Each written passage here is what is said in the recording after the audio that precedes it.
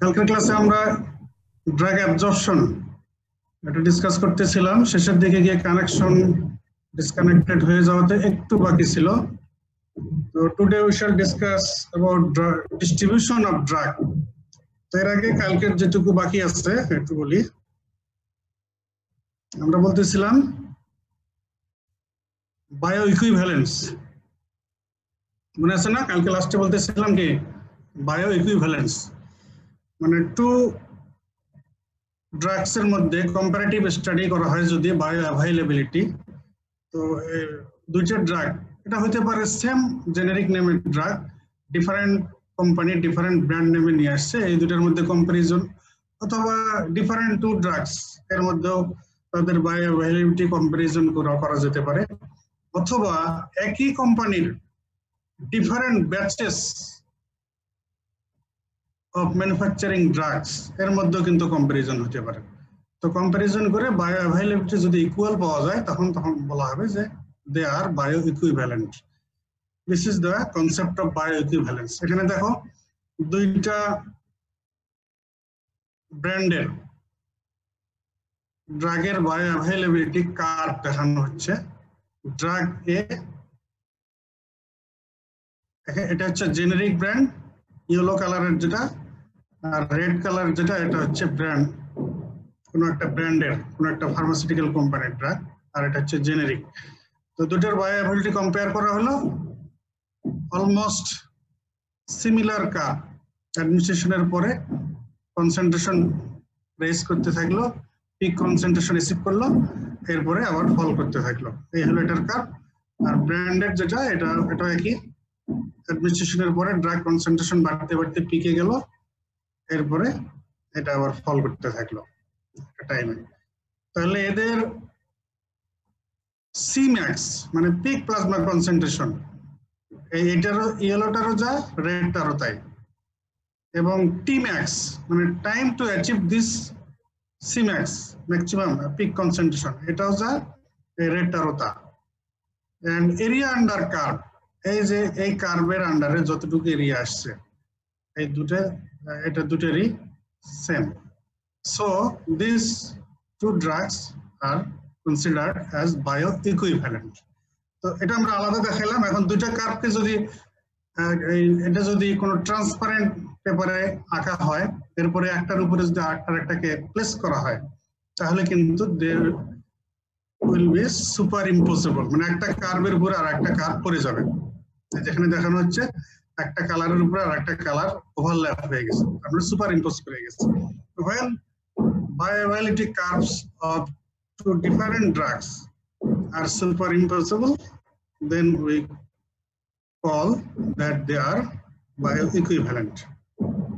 আমরা যেটা বলতেছিলাম যে bioequivalence স্টাডি করা হয় for same drug of different company or for same drug of different batches of same company. একই কোম্পানির ডিফারেন্ট ব্যাচেস এর ড্রাগগুলো তৈরি করা হয়, তাদের মধ্যেও কম্পেয়ার করা যেতে পারে, অথবা ডিফারেন্ট কোম্পানির সেম ড্রাগের মধ্যেও কম্পারেটিভ স্টাডি করা বা ইকুইভ্যালেন্ট স্টাডি করা হয়। স্যার ব্যাচ বলতে কি বুঝি? বলো। ব্যাচ বলতে কি বুঝি স্যার?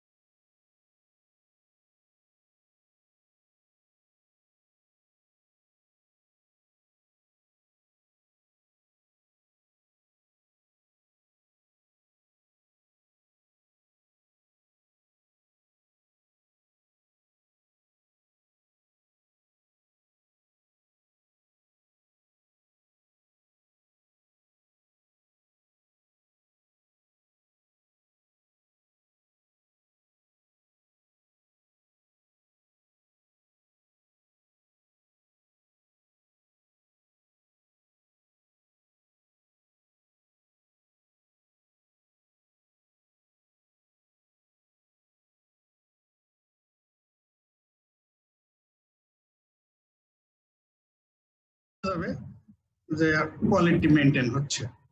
তো তাহলে এটা আমরা বুঝবো কি দিয়ে, যে আমরা এক কোম্পানির বারবার বলি কমন কোম্পানির এক্সাম্পল দিই, বেক্সিমকো কোম্পানির নাপা, এটা আমরা বায়োভ্যালিউটি স্ট্র্যাটেজিতে স্কয়ার কোম্পানির এইস এর সঙ্গে আমরা বায়ো ইকুইভ্যালেন্ট পেয়েছি। এখন প্র্যাকটিক্যালি যখন পেশেন্টের উপরে এই দুটোই অ্যাপ্লাই করা হবে, কোনো পেশেন্টকে নাপা দেওয়া হলো, তার জ্বর মাথা ব্যথা কমে গেল, কোনো আবার আরেকজনকে এইস দেওয়া হলো, তার জ্বর মাথা ব্যথা আমাদের এক্সপেক্টেড টাইমের মধ্যে এটা সাবসাইড করে গেল, তাহলে বোঝা যাবে যে তারা ইফেক্টের দিক দিয়েও ইকুয়াল। বায়োঅ্যাভেইলেবিলিটি যেমন ইকুয়াল, ইফেক্ট এর দিক দিয়েও তারা ইকুয়াল। তখন এটাকে কি বলা হবে? বায়োঅ্যাভেইলেবিলিটি ইকুয়াল হওয়ার কারণে আমরা বলেছি বায়ো ইকুইভ্যালেন্স। এখন থেরাপিউটিক ইফেক্ট সেম, তাহলে কি বলবো আমরা? থেরাপিউটিক ইফেক্ট যদি ইকুয়াল হয় তাহলে বলবো আমরা therapeutic equivalence, they are therapeutically equivalent. So the concept of therapeutic equivalence এটা এসে গেছে। তাহলে এখানে therapeutic equivalence, comparison of therapeutic effect of two or more drugs, comparison of their efficacy and safety. ওকে, তাহলে গতকালকের ক্লাসের কন্টিনিউশনে বায়োঅ্যাভেইলেবিলিটি, বায়োইকুইভ্যালেন্স, বায়োঅ্যাভেইলেবিলিটি কার্ভ এবং এই কার্ভের মধ্যে কম্পারিজন, আমরা একটা কথা বললাম সুপার ইম্পোজেবল যদি হয়, একই রকমের কাজ যদি হয় তাহলে তারা বায়োইকুইভ্যালেন্ট। আর থেরাপিউটিক ইফেক্টের দিক দিয়েও যদি কম্পেয়ার করে দেখা যায় তারা সিমিলার এফিকাসি শো করতেছে, তখন আমরা বলবো দে আর থেরাপিউটিক্যালি ইকুইভ্যালেন্স। ওকে, তাহলে কালকে ক্লাসের বাকিটুকু শেষ করে দিলাম। আজকে আমরা চলে যাই ডিস্ট্রিবিউশন অফ ড্রাগস। আমরা অ্যাবজর্পশন করে ড্রাগকে সিস্টেমিক সার্কুলেশনে পৌঁছে দিয়েছি, গতকাল ব্লাডে পৌঁছে দিয়েছি। এখন ব্লাডে থাকলে তো হবে না, ড্রাগকে তার ইফেক্ট শো করতে হলে টার্গেট সাইটে পৌঁছতে হবে। আর ব্লাডে যে পৌঁছে গেছে তার জন্য টার্গেট সাইটে পৌঁছা কোনো ব্যাপার না, কারণ ব্লাড কার্ডিয়াক আউটপুট অল টিস্যুর আছে, অল টিস্যুতে কার্ডিয়াক আউটপুটের ফ্র্যাকশন চলে যায়, তো সেই ফ্র্যাকশন চলে যাবে এবং ড্রাগ বডির অল টিস্যুতে, অল সাইটে ডিস্ট্রিবিউট হয়ে যাবে। তাহলে সার্কুলেশন থেকে অ্যাবজর্পশনের পরে এই ড্রাগটা ব্লাড থেকে চলে যাবে, ডিফারেন্ট টিস্যুতে চলে যাবে। এর মধ্যে আমরা আমাদের টার্গেট যে টিস্যু, সেই টিস্যুতে গিয়ে এটার আমরা target effect, therapeutic effect, desired effect পাবো। আর আদার দেন টার্গেট সাইডেও ড্রাগ পৌঁছে যাবে, তো সেটা হবে আমাদের আনডিজায়ার্ড অর আনওয়ান্টেড। তাহলে ব্লাড থেকে টিস্যুতে পৌঁছে যাওয়া, আবার কিছু কিছু ড্রাগ ওই টিস্যু থেকে ব্লাডে আবার ব্যাক করে সেখান থেকে আবার আদার টিস্যুতে চলে যায়। রিডিস্ট্রিবিউশন আমরা বলেছি এর আগে, এটাও ডিস্ট্রিবিউশনারি পার্ট। ঠিক আছে, তাহলে distribution of drug means how drug travels the blood stream and how it goes into and comes out of other areas of the body. কিভাবে ড্রাগ ব্লাড থেকে চলে যায় টিস্যু লেভেলে, আবার কিছু কিছু ক্ষেত্রে টিস্যু থেকে একটু বেরিয়েও আসে ব্লাডে, আবার এখান থেকে রিডিস্ট্রিবিউশন হয়ে যায়। এই ব্যাপারটাই হচ্ছে ডিস্ট্রিবিউশন অফ ড্রাগ। এখন ডিস্ট্রিবিউশন তো আমরা সহজে বললাম, কিন্তু ব্লাড ডিস্ট্রিবিউট হয়ে টিস্যু লেভেলে পৌঁছে যাওয়া এটা কিন্তু এত সহজ নয়। সাইট অফ অ্যাকশনে পৌঁছতে ড্রাগকে সেভারেল ব্যারিয়ার ক্রস করে যেতে হয়।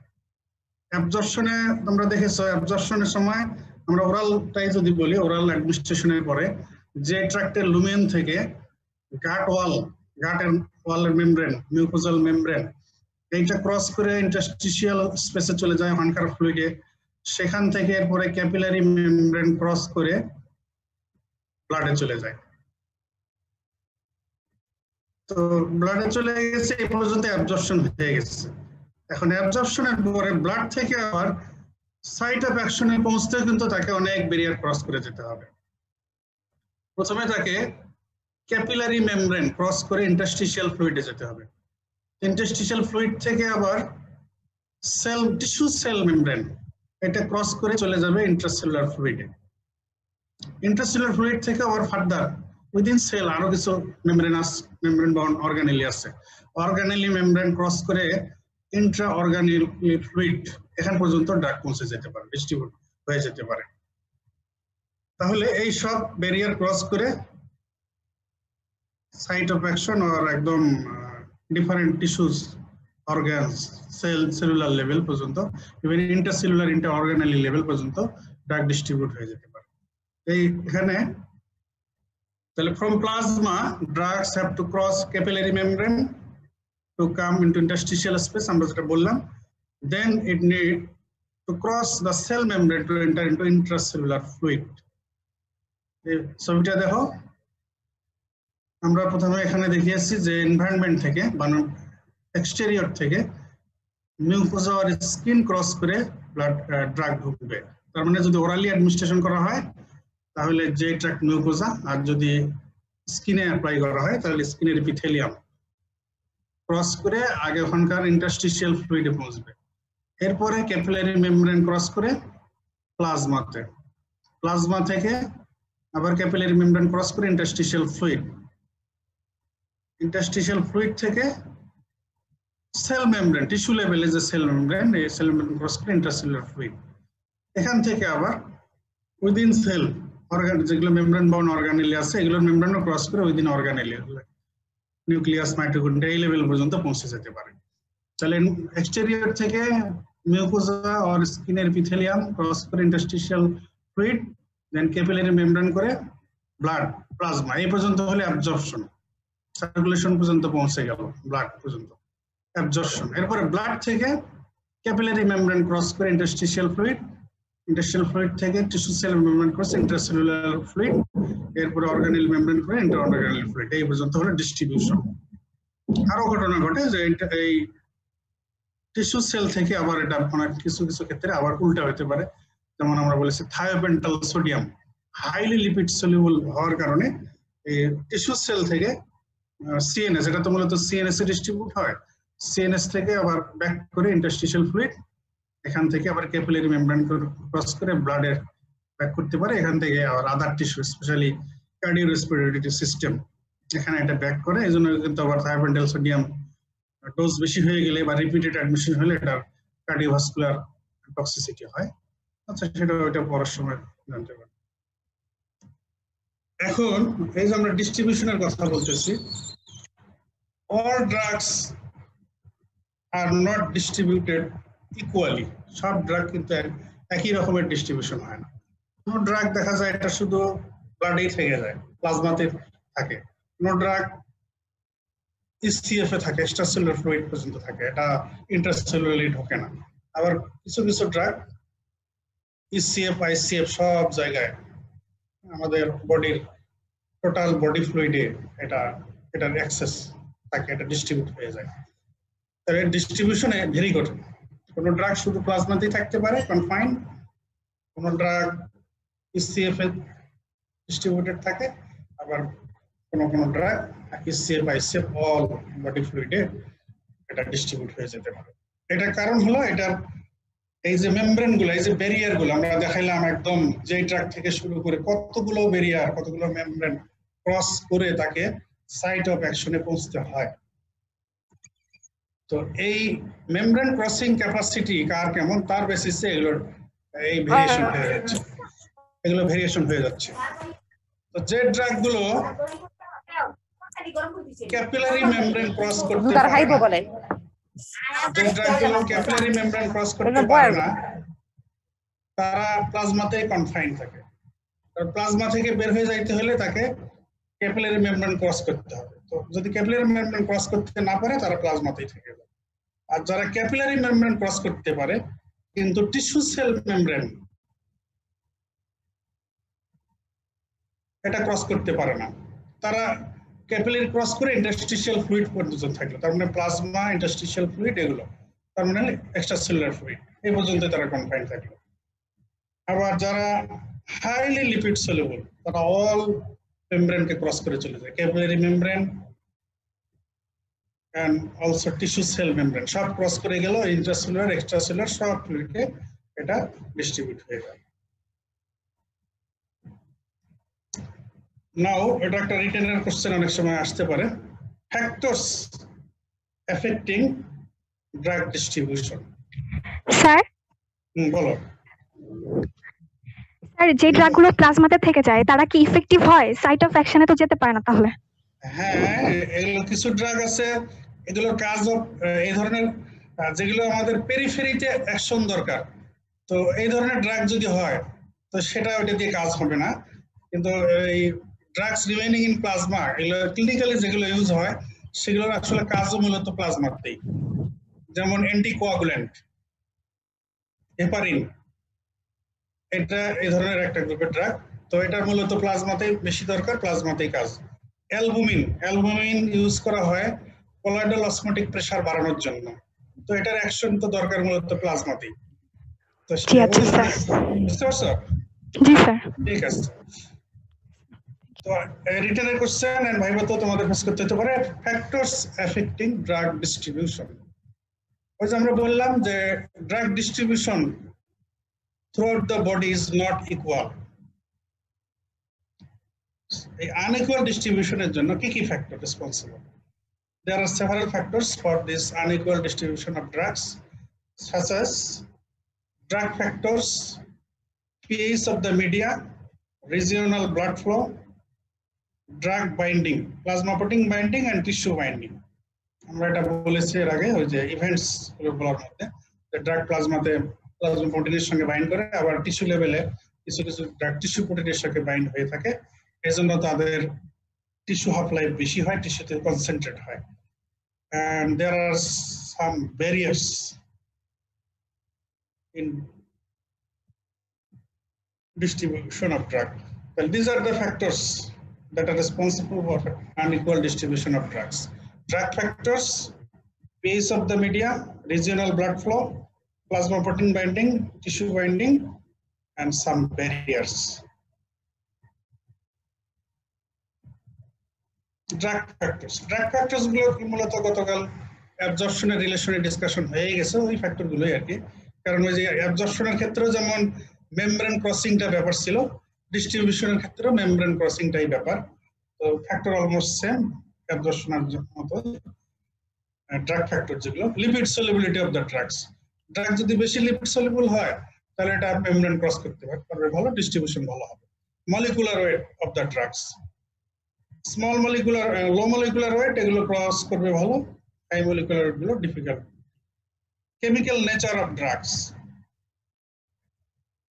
পিকে of drugs, chemical nature and pH, এটা দিয়ে আমরা একসঙ্গে ডিসকাস করি গতকালকের মতো।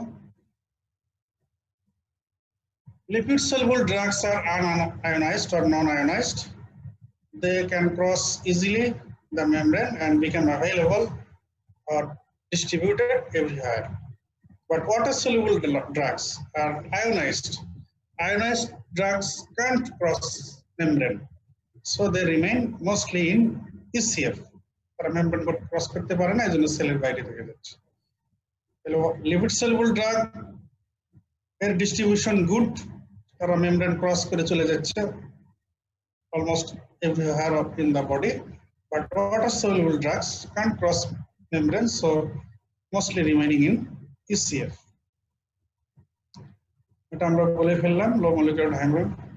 এই chemical nature, PK of drug and pH of the media, এটা অ্যাবজর্পশনের রিলেশনে যেভাবে কথা বলা হয়েছে কথা মূলত এরকমই। তো যে ড্রাগগুলো আয়োনাইজ বেশি হবে আর ডিসোসিয়েশন বেশি হবে, ionized drug can cross membrane or less cross membrane. এখন ব্লাড, যেহেতু ব্লাডের পিএইচ কি কত? অ্যালকালাইন স্যার 7.4, pH about 7.4, তাই না? এখন তাহলে চিন্তা করো অ্যাসিডিক ড্রাগ যদি হয়, তোমরা গতকালকের নলেজ থেকে ডিসকাশন থেকে মনে করতে পারো কিনা, acidic drug in alkaline media outcome কি হবে? Low absorption sir, less absorption sir. সেটা তো শেষ কথা, সিকোয়েন্সিয়ালি বলো। Acidic drug in alkaline media ionization বেশি হবে না কম হবে? স্যার বেশি হবে স্যার, বেশি হবে। Acidic drug in alkaline media ionisation বেশি, অ্যাবজর্পশন আয়োনাইজেশন বেশি হবে। আর আয়োনাইজেশন যদি বেশি হয়, less absorption. ionized drug can't cross or less cross membrane, তাহলে অ্যাবজর্পশন ডিস্ট্রিবিউশন, কালকে গেছে অ্যাবজর্পশন, আজকে হচ্ছে ডিস্ট্রিবিউশন, তাহলে মেমব্রেন ক্রস করে ডিস্ট্রিবিউশন তার কম হবে। আর basic drug in alkaline media, blood. তাহলে আয়োনাইজেশন কম হবে, আর নন আয়োনাইজেশন আর লেস আয়োনাইজেশন মানে ক্রসিং অফ মেমব্রেন বেশি হবে, তার মানে ডিস্ট্রিবিউশন বেশি হবে। তাহলে অ্যাসিডিক ড্রাগ আয়োনাইজেশন বেশি হওয়ার কারণে এটা মেমব্রেন ক্রসিং ক্যাপাসিটি কম হবে, ডিস্ট্রিবিউশন কম হবে। আর বেসিক ড্রাগ আয়োনাইজেশন কম হওয়ার কারণে মেমব্রেন ক্রসিং ক্যাপাসিটি বেশি হবে, এটার ডিস্ট্রিবিউশন বেশি হবে। রিজিওনাল ব্লাড ফ্লো, এটা তো বোঝাই যায়, যার ব্লাড সাপ্লাই যত বেশি সে তত ব্লাড বেশি পাবে, ব্লাডের মধ্যে ড্রাগ আছে ড্রাগও বেশি পাবে। তাহলে drug distribution according to regional blood flow. Highly vascular organs যেগুলো liver, heart, lungs, kidney, brain, এগুলো তো হাইলি ভাস্কুলার অর্গান, এগুলোতে ড্রাগ ডিস্ট্রিবিউশন সবচেয়ে বেশি হবে। এরপরে মডারেট ব্লাড সাপ্লাই যেগুলো আছে যেমন মাসেল, স্কেলিটাল মাসেল, এখানে চাইতে কম হবে মডারেট। পুয়ার ব্লাড সাপ্লাই যেসব টিস্যুর, ফ্যাট, টেন্ডন, কার্টিলেজ, এগুলোতে ড্রাগ ডিস্ট্রিবিউশন এরকম সবচেয়ে কম হবে। তাহলে according to vascularity of the tissues or organs, drug distribution varies. Highly vascular অর্গানে সবচেয়ে বেশি, মডারেটের পরে, আর লেস আর পুয়ার ব্লাড সাপ্লাই যাদের তাদের ডিস্ট্রিবিউশন সবচেয়ে কম। এটাই আমরা এখন যেটা বললাম, ডিফারেন্ট টিস্যুতে according to vascularity pattern of drug distribution. একদম পিক কার্ভ যেটা দেখা যাচ্ছে এটা হলো হাইলি ভাস্কুলার অর্গানের জন্য। এরপরের কার্ভ গুলো তাদের যেমন ব্লাড সাপ্লাই তার চাইতে কম, তার চাইতে কম, তার চাইতে কম, এই হবে। বাইন্ডিং আমরা বলেছি যে plasma protein binding of drugs and tissue binding property of drugs. Plasma protein binding এর কারণে ড্রাগ ডিস্ট্রিবিউশন ভেরি করে। যে ড্রাগ প্লাজমা প্রোটিনের সাথে বেশি বাইন্ড হয়ে থাকবে তো সেই ড্রাগের ডিস্ট্রিবিউশন কম হবে, আর কম বাইন্ডিং হলে এটা টিস্যু লেভেলে ডিস্ট্রিবিউশন বেশি হবে। আর টিস্যু বাইন্ডিং প্রপার্টি, যে সব ড্রাগের টিস্যু বাইন্ডিং প্রপার্টি আছে, টিস্যু প্রোটিনের সঙ্গে বাইন্ড হওয়ার টেন্ডেন্সি যাদের আছে তারা টিস্যুতে বেশি চলে যাবে। ওই যে টিস্যুতে ওই প্রোটিন আছে তাদের, তার সাথে তার অ্যাফিনিটি আছে। আর ওই ধরনের specific protein binding, tissue protein binding tendency না থাকলে তার ডিস্ট্রিবিউশন স্পেসিফিক কোনো টিস্যুতে হবে না। নাও ব্যারিয়ার্স, ব্যারিয়ার্স অনেক এক্সামিনার বেশি লাইক করেন, পরীক্ষা অনেক সময় জিজ্ঞেস করেন যে what are the barriers while drugs is being distributed, drug ডিস্ট্রিবিউশনের সময় তাদের কি কি ব্যারিয়ার। তো ব্যারিয়ার বলতে আমাদের একদম শুরু থেকে, যে ট্রাক্টের লুমেন থেকে অ্যাবজর্পশন হওয়ার ক্ষেত্রে প্রথমে তাকে মিউকোজাল ব্যারিয়ার ক্রস করতে হতেছে, নরমাল সেল মেমব্রেন, এরপরে ক্যাপিলারি মেমব্রেন, সার্কুলেশনে আসার পরে আবার ক্যাপিলারি মেমব্রেন ক্রস করে বের হয়ে গিয়ে আবার টিস্যু সেল মেমব্রেন, এগুলো হলো নরমাল ব্যারিয়ার। এছাড়া there are some special barriers in our body: blood brain barrier, blood placental barrier, blood CSF barrier, blood testis barrier। এগুলো তোমাদের ফিজিওলজিতে একটু পরে আসার কথা। Blood brain barrier, blood placental barrier, blood testis barrier, blood CSF barrier. তো যাই হোক, এর মধ্যে ব্লাড ব্রেন ব্যারিয়ার সবচেয়ে বেশি সবাই ইম্পর্টেন্স দেয়, এরপরে blood placental barrier.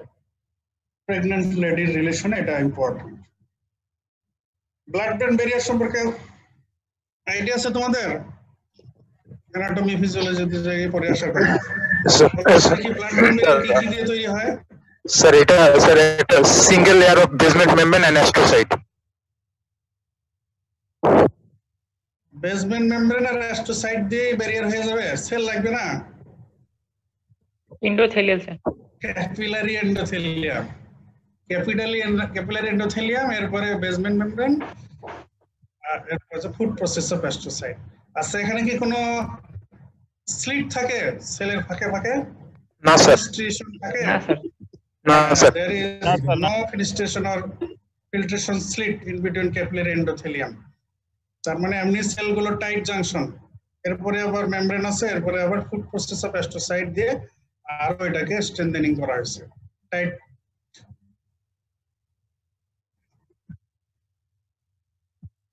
Plasma protein binding, আমরা এর আগেও গতকাল বা তার আগের ক্লাসে একটু বলেছি যে ড্রাগ সার্কুলেশনে যাওয়ার পরে অ্যাবজর্পশন হওয়ার পরে most of the drugs bound to plasma protein, বেশিরভাগই কিন্তু প্লাজমা প্রোটিনের সাথে বাইন্ড হয়ে থাকে, আর একটা ফ্র্যাকশন ফ্রি থাকে, আর ওই ফ্রি ফ্র্যাকশনটাই ফার্মাকোলজিক্যালি অ্যাক্টিভ। আর প্লাজমা প্রোটিনের সাথে বাউন্ড থাকে যে ড্রাগটা, এটা ইনঅ্যাক্টিভ। এটা আবার প্রয়োজন হলে যদি ফ্রি ড্রাগের কনসেন্ট্রেশন কমে যায় তো বাউন্ড ড্রাগ ফ্রি হয়ে ইকুইলিব্রিয়াম মেনটেন করে। তার মানে হলো bound drug and free drugs are always in equilibrium, এই ইকুইলিব্রিয়াম অলওয়েজ মেনটেন হয়।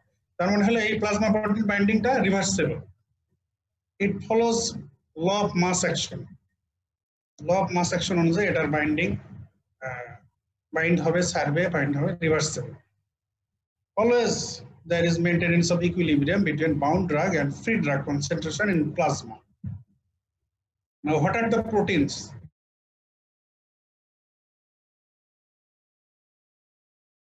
Therefore, always equilibrium. Diazepam ক্ষেত্রে 99% bound, plasma protein bound, only 1% free. Morphine ক্ষেত্রে 35% bound, 65% free. This equilibrium will be always maintained. What are the plasma proteins with which different drugs bind? তোমরা endocrinology পড়েছো না? এখানে দেখেছো hormone গুলো plasma প্রোটিনের সঙ্গে বাইন্ড থাকে, মনে পড়ে? শুনতেছো তোমরা? জি স্যার। হ্যাঁ, হরমোন গুলো প্লাজমা প্রোটিনের সাথে বাইন্ড থাকে, না? তোমরা পড়েছো না? তো ড্রাগসও প্লাজমাতে ডিফারেন্ট প্লাজমা প্রোটিনের সঙ্গে বাইন্ড থাকে। এর মধ্যে সবচেয়ে বেশি বাইন্ড হয় অ্যালবুমিনের সঙ্গে। এছাড়া alpha 1 acid glycoprotein, some lipoproteins and globulins. Albumin, alpha 1 acid glycoprotein, lipoprotein and globulins. Generally, acidic drugs bind with albumin. Acidic drugs generally binds with albumin, and basic drugs binds with alpha 1 acid glycoprotein and lipoproteins. And the steroid and other hormones bind with mainly globulin. তাহলে আমরা যে প্রোটিনগুলোর নাম বললাম, different গ্রুপের drug কিন্তু different plasma প্রোটিনের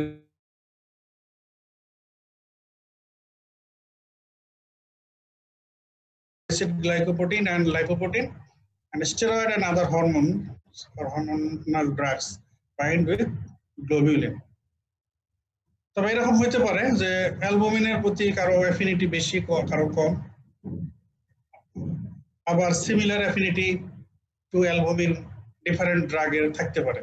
যেমন aspirin and warfarin, এই দুইটা ড্রাগ, এরা দুইজনেই বাইন্ড করে অ্যালবুমিনের সঙ্গে এবং তাদের বাইন্ডিং অ্যাফিনিটি দুইটারই অনেক বেশি। তো যদি সেম টাইমে অ্যালবুমিন, অ্যাসপিরিন এন্ড ওয়ারফেরিন একই পেশেন্টকে দেওয়া হয়, তাহলে কিন্তু এই দুই drug same type of plasma protein অ্যালবুমিনের সঙ্গে বাইন্ড করার জন্য কম্পিটিশন করবে। তো এই কম্পিটিশনের জন্য কিন্তু তার এই দুই ড্রাগের মধ্যে আবার ড্রাগ ইন্টারঅ্যাকশনের চান্স আছে। আচ্ছা, এটা আমরা একটু পরে বলি। এখন বলি, what are the importance of plasma protein binding of drugs. Plasma protein binding হওয়া এর ইম্পর্টেন্স কি? প্লাজমা প্রোটিন বাউন্ড ড্রাগস আর ইনঅ্যাক্টিভ, ফার্মাকোলজিক্যালি ইনঅ্যাক্টিভ, আমরা আগে বলেছি। যেহেতু প্লাজমা প্রোটিন বাউন্ড, এরা কিন্তু লার্জ মলিকুল, এরা কিন্তু মেমব্রেন ক্রস করতে পারবে না। তাহলে plasma protein bound drugs can't cross membrane. Plasma protein bound drugs are not metabolized. Plasma protein bound drugs are not excreted. Plasma protein bound drugs act as reservoir of drugs. যখনই free drug এর concentration কমে যাবে, তখন এর থেকে free হয়ে আবার সেটা ইকুইলিব্রিয়াম মেইনটেইন করবে। তাহলে plasma protein drugs are not pharmacologically active. Plasma protein drugs can't cross membrane. They are not metabolized and they are not excreted. Plasma protein drugs remain as reservoir of drugs. When free drug concentration decreases, bound drugs become free and maintain the equilibrium. So only free drugs are pharmacologically active, only free drugs are metabolized, and only free drugs are excreted.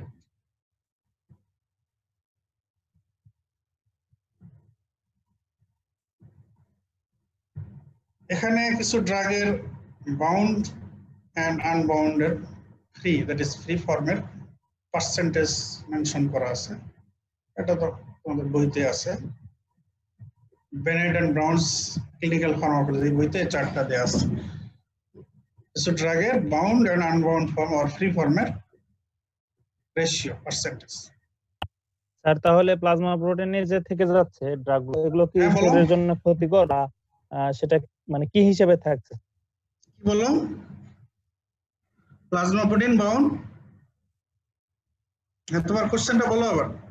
Sir plasma protein bound যে ড্রাগগুলো, এগুলো তো শরীরে থেকে যাচ্ছে, কি হিসেবে থাকছে এবং স্যার কি শরীরের জন্য ক্ষতিকর বা ধরনের কোনো কিছু?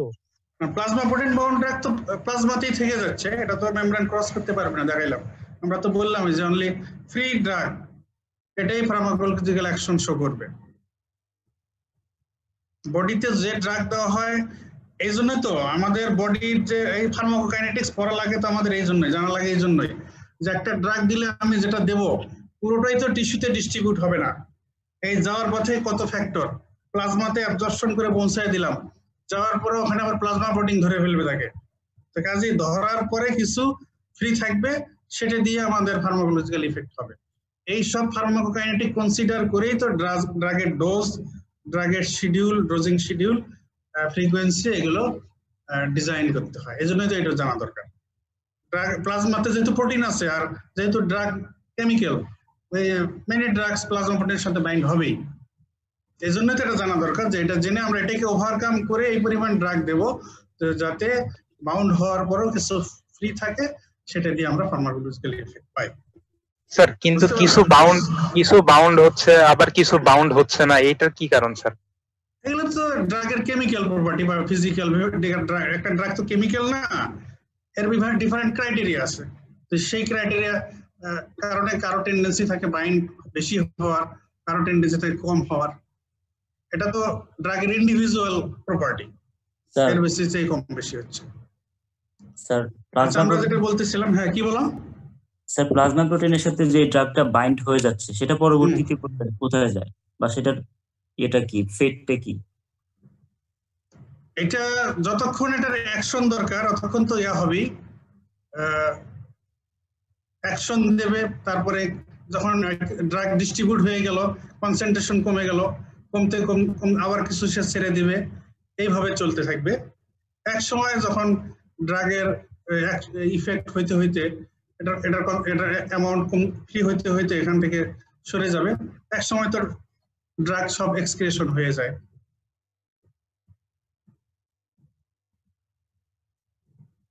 সেভারাল হাফ লাইফস, এটা একটা কথা আছে তোমাদের যে 5 হাফ লাইফস এর পরে most of the drugs are eliminated, এক সময় ড্রাগ ইলিমিনেশন হয়ে যাবে। যে ড্রাগের যেমন হাফ লাইফ, সেই হিসেবে হাফ লাইফ একটা ড্রাগ কমপ্লিটলি বডি থেকে ইলিমিনেশনের জন্য ইট রিকোয়ার 5 হাফ লাইফস।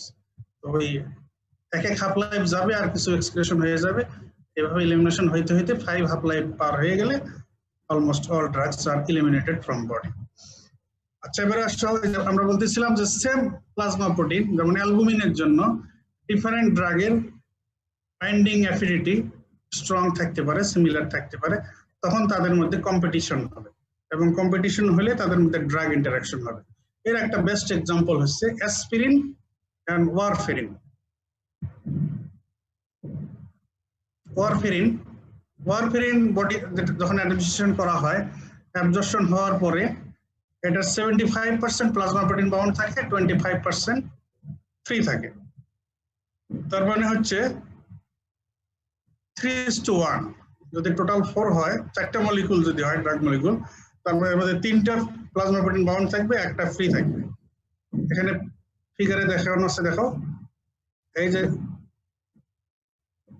4টা ড্রাগ মলিকুল, এই যে 4টা ওয়ারফেরিন, এটা হলো অ্যালবুমিন, 3টা বাইন্ড হয়েছে, একটা ফ্রি আছে। এই ফ্রিটাই হচ্ছে ফার্মাকোলজিক্যালি অ্যাক্টিভ। আবার অ্যাসপিরিনের ক্ষেত্রেও তাই, এটাও 75% প্লাজমা প্রোটিন বাউন্ড থাকে, 25% ফ্রি। এই যে চারটা, এর মধ্যে 3টা বাউন্ড, একটা ফ্রি, ফার্মাকোলজিক্যালি অ্যাকশনের জন্য একটা ফ্রি। এখন এট এ টাইম যদি কোনো পেশেন্টকে অ্যাসপিরিনও দেওয়া হয়, ওয়ারফারিনও দেওয়া হয়, তখন তো তারা দুইজনই কম্পিটিশন করবে, দুইজনেরই অ্যালবুমিনের সঙ্গে বাইন্ড হওয়ার টেন্ডেন্সি সমান। তাহলে আউটকাম ধরতে পারে এরকম হতে পারে যে কম্পিটিশন করে অ্যাসপিরিনও 2টা বাউন্ড হলো, ওয়ারফারিনও 2টা বাউন্ড হলো। এখন প্লাজমাতে কিন্তু সেক্ষেত্রে তাদের দুইজনেরই 2টা করে ফ্রি থাকলো, অ্যাসপিরিনও 2টা ফ্রি, ওয়ারফারিনও 2টা ফ্রি। এতে হবে কি, এই যে এটা এক ধরনের ড্রাগ ইন্টারাকশন, এই দুই ড্রাগের মধ্যে কম্পিটিশন হয়ে নরমালি ফ্রি থাকতো একটা, যদি একা একা দেওয়া হইতো তাদের একটা দিত, ওইটা দিয়ে ইফেক্ট হইতো। এখন 2টা একসঙ্গে দেওয়ার কারণে দুইটারই 2টা করে ফ্রি থাকলো, তার মানে তাদের প্লাজমাতে কনসেন্ট্রেশন ডাবল হয়ে গেল। তাহলে একটা দিয়ে যে ইফেক্ট হইতো, একটা দিয়ে যে ইফেক্ট হইতো, এখন দুইটারই ডাবল হওয়ার কারণে তাদের থেরাপিউটিক এফিকাসিও ডাবল হয়ে যাবে, এবং ফার্মাকোলজিক্যাল ইফেক্ট যদি এক্সেস হয়ে যায়, it may turn into adverse effect or toxicity. এই জন্য অ্যাসপিরিন আর ওয়ারফারিন যদি একসঙ্গে দেওয়া হয়, তখন এটা কনসিডার করতে হবে যে তাদের মধ্যে এই সেম প্লাজমা প্রোটিন অ্যালবুমিনের সাথে বাইন্ডিং এর ক্ষেত্রে কম্পিটিশনের কারণে ড্রাগ ইন্টারাকশন হয়ে তাদের ফ্রি ড্রাগের কনসেন্ট্রেশন ডাবল হয়ে there is chance of toxicity. এই জন্য প্রয়োজনে ডোজ অ্যাডজাস্টমেন্ট, ডোজ রিডাকশন করার প্রয়োজন হতে পারে। তো তোমাদের ড্রাগ ইন্টারাকশন আলাদা একটা ডিসকাশন আছে এখানে, এই ধরনের অনেক ড্রাগ ইন্টারাকশন আছে। তো ডিস্ট্রিবিউশনের রিলেশনে, প্লাজমা প্রোটিন বাইন্ডিং এর রিলেশনে তোমরা এটা মনে রাখো যে অ্যাসপিরিন আর ওয়ারফারিন একই সঙ্গে দিলে প্লাজমা প্রোটিন বাইন্ডিং এর লেভেলে ড্রাগ ইন্টারাকশনের কারণে there is chance of toxicity. Tissue binding, তো টিস্যুতে ডিস্ট্রিবিউট হওয়ার ক্ষেত্রে কোনো টিস্যুর প্রোটিনের সঙ্গে কোনো ড্রাগের বাইন্ডিং টেন্ডেন্সি বেশি থাকে। তো সেই সব স্পেশাল অ্যাফিনিটির কারণে স্পেশালাইজ আর সিলেক্টিভ সাম টিস্যুতে ওই ড্রাগ বেশি ডিস্ট্রিবিউট হয়ে থাকতে পারে। ব্রেন, অ্যাডিপোস টিস্যু, কর্নিয়া, বন, এগুলোতে। যেখানে আমরা কিছু এক্সাম্পল দিয়েছি, some drugs readily distribute in these specific tissues and remain accumulated or concentrated there. যেমন টেট্রাসাইক্লিন টেন্ডেন্সি হলো বনে ডিপোজিশন হওয়া, বনে কনসেন্ট্রেট হওয়া। এই জন্য কিন্তু টেট্রাসাইক্লিন গ্রোয়িং বোন যাদের আছে, গ্রোয়িং বোন কাদের আছে? বাচ্চাদের স্যার, বাচ্চা, বেবি, চিলড্রেন। এই জন্য চিলড্রেনে অ্যান্ড প্রেগনেন্সিতে এটা কন্ট্রাইন্ডিকেটেড। প্রেগনেন্সিতে তো ফিটাসে বোন গ্রো হচ্ছে, আর চিলড্রেন তাদেরও বোন গ্রোয়িং এর একটা এজ আছে, আপ টু এ লেভেল, সেই পর্যন্ত। তবে বলা হয় মোটামুটি 8 ইয়ার্স পর্যন্ত চিলড্রেনের টেট্রাসাইক্লিন কন্ট্রাইন্ডিকেট। কারণ হলো এটা বোনে ডিপোজিশন হয়ে বোন ডিফর্মিটি করতে পারে।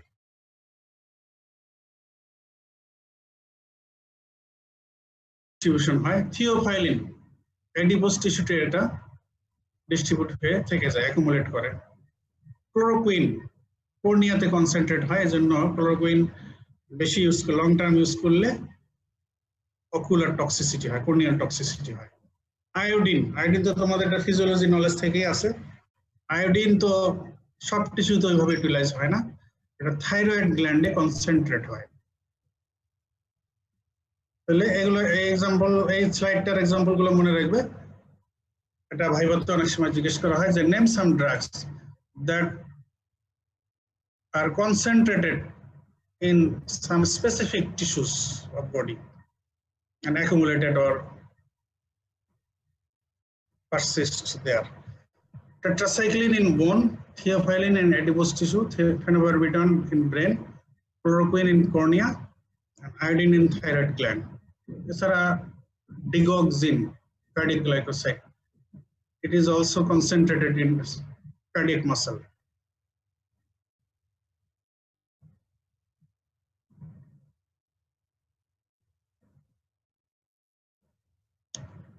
আচ্ছা, একটু আগে যেটা বলতেছিলাম ব্যারিয়ার্স এর রিলেশনে, ব্লাড ব্রেন ব্যারিয়ার ড্রাগ ডিস্ট্রিবিউশনের ফ্যাক্টরের ক্ষেত্রে it is important factor BBB, blood brain barrier.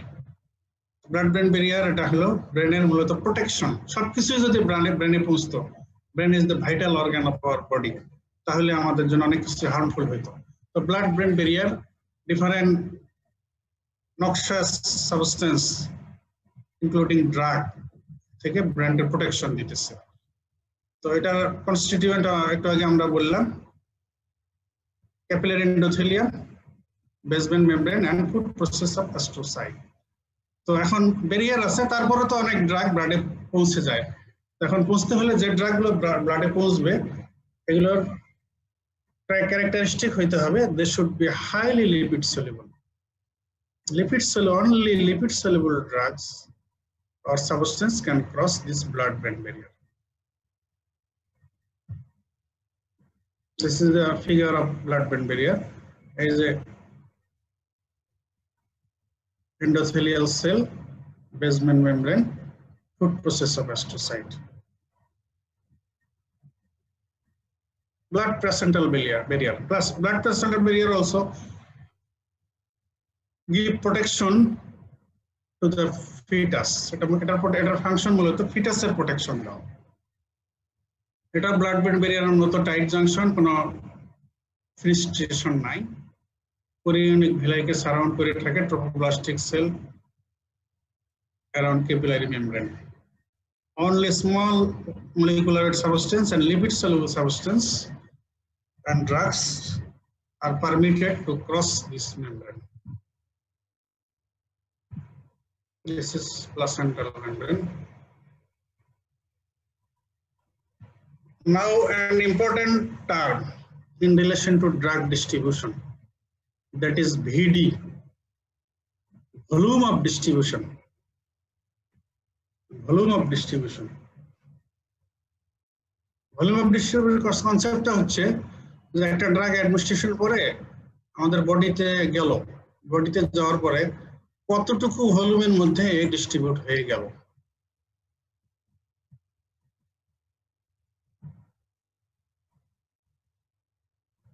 Amount of fluid in which the administered drug is distributed. Simply আমরা এটা বলতেছি, amount of fluid in which the administered drug is distributed. আচ্ছা, আমরা এটা বের করতে পারবো কিভাবে বলতো? ভলিউম অফ ডিস্ট্রিবিউশন ক্যালকুলেশন করতে পারবো কিভাবে? শুনছো তোমরা? এনিবডি?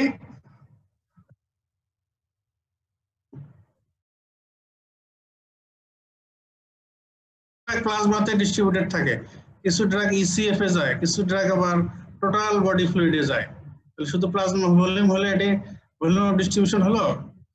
যেটা শুধু প্লাজমাতে থাকে তার ক্ষেত্রে এটা প্রযোজ্য যে ভলিউম অফ ডিস্ট্রিবিউশন প্লাজমার ভলিউম যা তাই, যেটা শুধু প্লাজমাতে ডিস্ট্রিবিউট হয়, বাইরে যায় না। ক্যালকুলেশন করে কিভাবে বের করা যাবে সেটা বলো। Sir, dose given upon dose দিয়ে concentration. যে ড্রাগটা আমরা অ্যাডমিনিস্ট্রেশন করলাম, তাই না,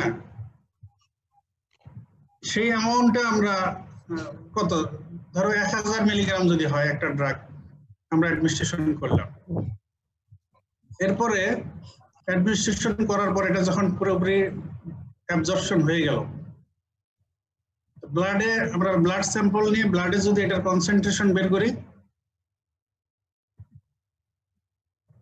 যদি ধরি যে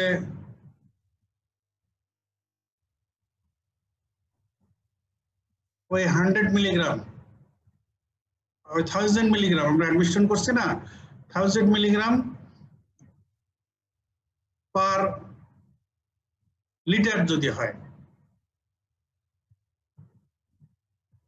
তাহলে কতটুকু ভলিউমে ওটা ডিস্ট্রিবিউট করছে বলবো আমরা? 1 liter, sir. তাহলে 1 লিটারে। তো যদি হয় 500 মিলিগ্রাম পার লিটার, তাহলে কয় লিটারে ডিস্ট্রিবিউট হয়েছে? 2 liter. 2 লিটারে। যদি 250 মিলিগ্রাম পার লিটার কনসেন্ট্রেশন পাওয়া যায়, 4 liter. তাহলে 4 লিটার। তার মানে হলো আমরা এই অ্যাডমিনিস্ট্রেটেড ড্রাগ আর কনসেন্ট্রেশন ইন প্লাজমা এই দুইটা থেকেই তো আমরা ক্যালকুলেশন করে ভলিউম অফ ডিস্ট্রিবিউশন বের করতে পারবো। কিন্তু এখন মনে করো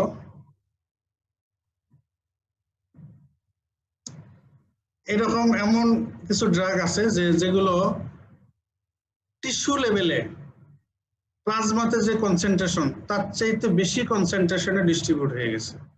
তো সেই ক্ষেত্রে যদি আমরা প্লাজমার কনসেন্ট্রেশন ধরে যদি ক্যালকুলেশন করে হিসেব করি তাহলে কি হিসেবটা অরিজিনাল হবে? না স্যার। জেনুইন ভলিউম হবে? এমনও হতে পারে যে কোনো কোনো ড্রাগে ক্যালকুলেশন করে প্লাজমা কনসেন্ট্রেশন দিয়ে বের করতে গিয়ে দেখা গেল যে এটা কয়েক হাজার হয়ে গেছে। কিন্তু আমাদের বডিতে কি আসলে এত ভলিউম আছে? আমাদের টোটাল বডি ফ্লুইড কতটুকু? 8% sir. 5 to 6 litre sir. Total body fluid কত? টোটাল বডি ওয়েটের ফ্লুইড ডিস্ট্রিবিউট করতে হবে তো ফ্লুইডে। বডি ফ্লুইড কত? টোটাল বডি ফ্লুইড মনে নাই? 5 লিটার স্যার। টোটাল ওয়েটের 8%। ওয়েটের ঠিক আছে। এখন বলো দেখি কয় litre? 42 litre in 70 kg adult। ঠিক আছে 42 লিটারে আমরা ধরি। আচ্ছা এটা বুঝবে এখন সামনে আসা। এই যে আমরা বলতেছিলাম যেটা calculation, dose of the drug given divided by concentration of the drug in blood. এইভাবে আমরা ভলিউম অফ ডিস্ট্রিবিউশন ক্যালকুলেট করব। Dose of the drug administered divided by concentration of the drug in blood. If dose is 100 milligram, plasma concentration of drug যদি 1 milligram per liter হয় তাহলে ভাগ করো, dose হলো 100 নিচে হলো 1, তাহলে 100 লিটার হলো এর ভলিউম অফ ডিস্ট্রিবিউশন। এইভাবে যেমন ডোজ হবে প্লাজমা কনসেন্ট্রেশন যেমন পাওয়া যাবে ভাগ করলে আমরা ওটার ভলিউম অফ ডিস্ট্রিবিউশন পেয়ে যাব। এখন যেটা বলতেছিলাম এই যে এই কথাটা এবারে আসো, volume of fluid into which a drug appears to be distributed or diluted is called the volume of distribution.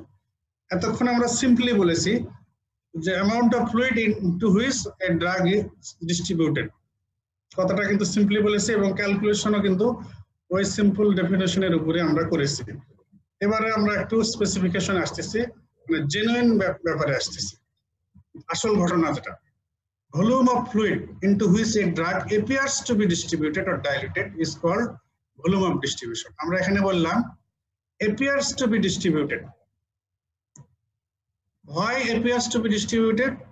Why not real? Why not genuine? ওই যে বললাম ক্যালকুলেশন করে এই যে ইকুয়েশনটা, তো যদি কোন ড্রাগের এটাতেই আমরা ধরতে পারি যে 100 মিলিগ্রাম ডোজ দিয়ে 1 মিলিগ্রাম পার লিটার কনসেন্ট্রেশন পাওয়া গেছে, তো এটার ভলিউম অফ ডিস্ট্রিবিউশন আমরা পেলাম 100 লিটার। কিন্তু আমাদের বডিতে তো বডি ফ্লুইড 100 লিটারই নাই, অনলি 42 লিটার আছে। তার মানে হলো এই ড্রাগটা ব্লাডের বাইরে, প্লাজমার বাইরে, আমরা তো শুধু প্লাজমা কনসেন্ট্রেশন দেখে আমরা ক্যালকুলেশন করেছি, কিন্তু many drugs are concentrated in a concentration that is above the plasma concentration of the drug. Drug প্লাজমাতে যে কনসেন্ট্রেশন এর চাইতে বেশি কনসেন্ট্রেশনে টিস্যু ফ্লুইডে, টিস্যু লেভেলে এটা ডিস্ট্রিবিউট হয়ে যায়।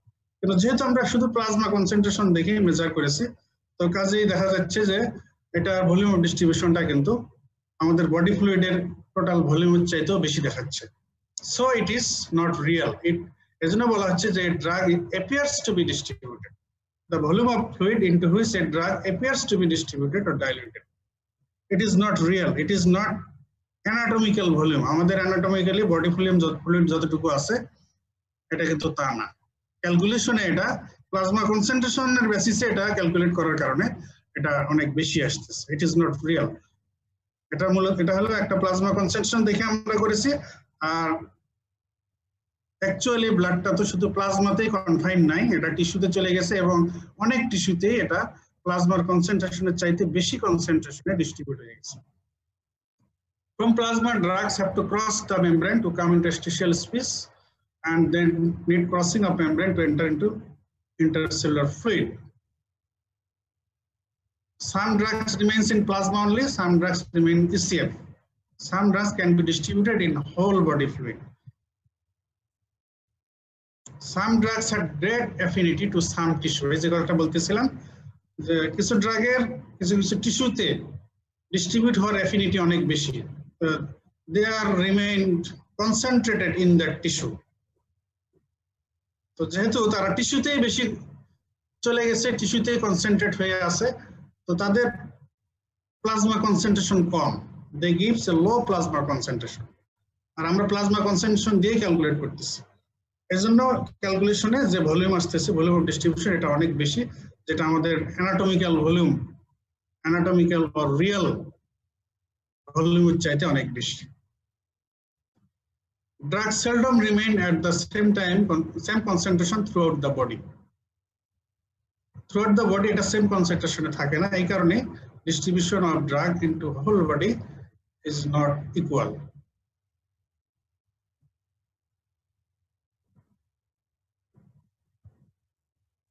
So distribution of volume of a drug is not real anatomical volume, it is the theoretical volume that the drug would be in if all body had same concentration as in plasma. যদি plasma যে concentration, এই কনসেন্ট্রেশনে যদি whole বডিতে distribute হইতো, তাহলে কত volume লাগতো এই ড্রাগটা ডিস্ট্রিবিউট হওয়ার জন্য, সেটাই হচ্ছে ভলিউম অফ ডিস্ট্রিবিউশন। এই জন্য এই টার্মটাকে অ্যাপ্রোপ্রিয়েট করার জন্য বলা হচ্ছে অ্যাপারেন্ট ভলিউম অফ ডিস্ট্রিবিউশন। প্লাজমাতে যে কনসেন্ট্রেশন থাকে এই ড্রাগটা, অনেক টিস্যুতে এর চাইতে অনেক বেশি কনসেন্ট্রেশন থাকে, কনসেন্ট্রেশন ভেরি করে। তো আমরা ক্যালকুলেট করি প্লাজমা কনসেন্ট্রেশন দিয়ে, এই জন্য ভলিউমটা ক্যালকুলেশনে অনেক বেশি আসতেছে রেজাল্টটা, কিন্তু অ্যাকচুয়ালি অত ভলিউম নাই। এই জন্য this is not real volume, it is not real or anatomical volume, it is theoretical or imaginary volume or apparent volume of distribution. So the term is apparent volume of distribution.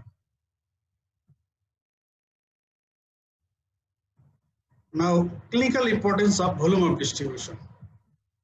Volume of distribution determines relationship between dose and plasma concentration. Volume of distribution একটা ড্রাগের কেমন, একটা drug দিলে এটা কতটুকু প্লাজমাতে থাকবে, কতটুকু distribute হয়ে বিভিন্ন টিস্যুতে চলে যাবে, টার্গেট টিস্যুতে কতটুকু ডিস্ট্রিবিউট হবে, এগুলো সব কনসিডার করতে হয়। এই জন্য ভলিউম অফ ডিস্ট্রিবিউশন ক্যালকুলেট করে এগুলো কনসিডার করতে হয়, কারণ এটার সাথে there is relationship between dose and plasma concentration.